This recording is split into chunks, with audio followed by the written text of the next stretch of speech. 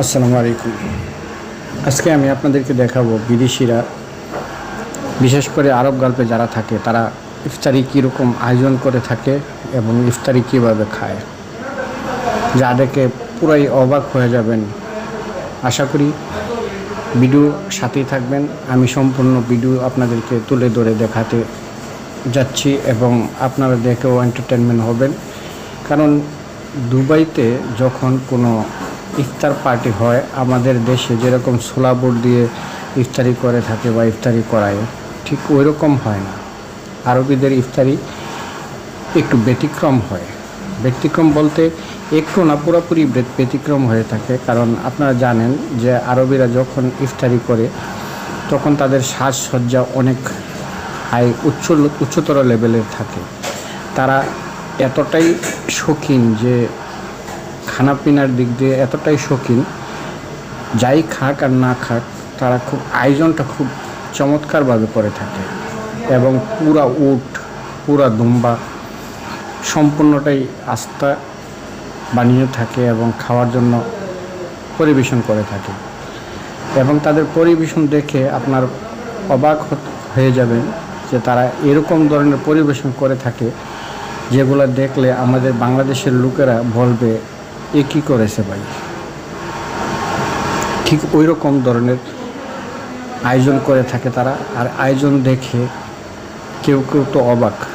আমি যখন প্রথম দেখেছি তখন তো আমি নিজে অবাক, হয়রান হয়ে গিয়েছি, ভাই এতটা খানা কিভাবে খাবে। তবে যাক, খানার দিকটা না হয় নাই বললাম, খানাটা যেরকমই হোক আমার কাছে পরিবেশনটা খুবই ভালো লেগেছে, তাই আপনাদের কাছে ভিডিও তুলে ধরলাম। আশা করি আপনাদের কাছেও ভালো লাগবে।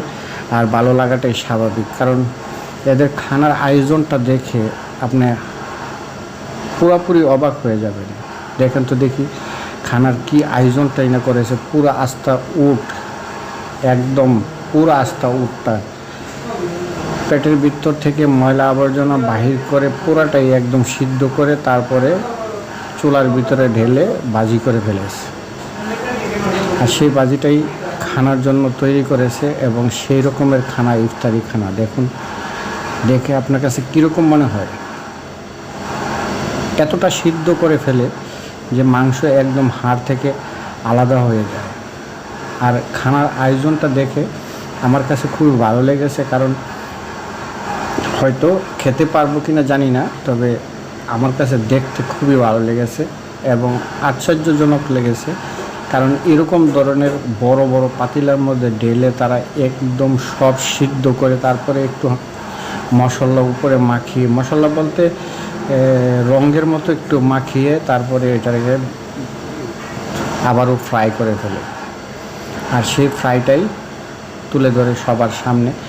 এখন এই যে আপনারা দেখতেছেন, এটা আস্ত উট ভাই, আস্ত উট। তো এই যে উটের মাংসগুলা এরকমভাবে আপনাদের সামনে তুলে ধরতেছি, আপনারা দেখুন তো। এরকম ধরনের খানা আমাদের বাংলাদেশে যদি দেয় কারোরে, সে কী বলবে। তবে বাংলাদেশ আপডেট হয়ে গিয়েছে, প্রথম দিক দিয়ে যেরকম ছিল এরকম নাই। বাংলাদেশেও এখন শৌখিন অনেক লোকই হয়ে গিয়েছে, কারণ শৌখিনতার সীমা এখন অনেক উচ্চতর হয়ে গিয়েছে। বাংলাদেশেও অনেক পয়সা করি যাদের কাছে আছে তারা তো অনেক পয়সা খরচ করে, আর যাদের কাছে নাই তারা পয়সা কোথা থেকে খরচা করবে।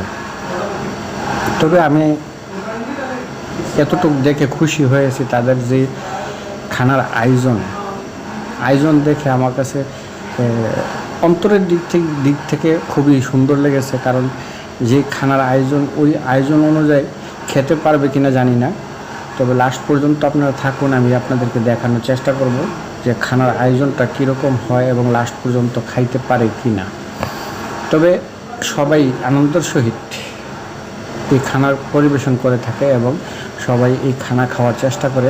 কেউ বিভিন্ন ধরনের বিভিন্ন ব্যতিক্রম মনোভাব নিয়ে ইফতারের আয়োজন করে। আর ইফতারের আয়োজনটা মূলত এতটাই সুন্দর লেগেছে আমার কাছে, আমি কি বলবো, আমার কাছে ভাষা নাই যে আপনাদের কাছে প্রকাশ করব।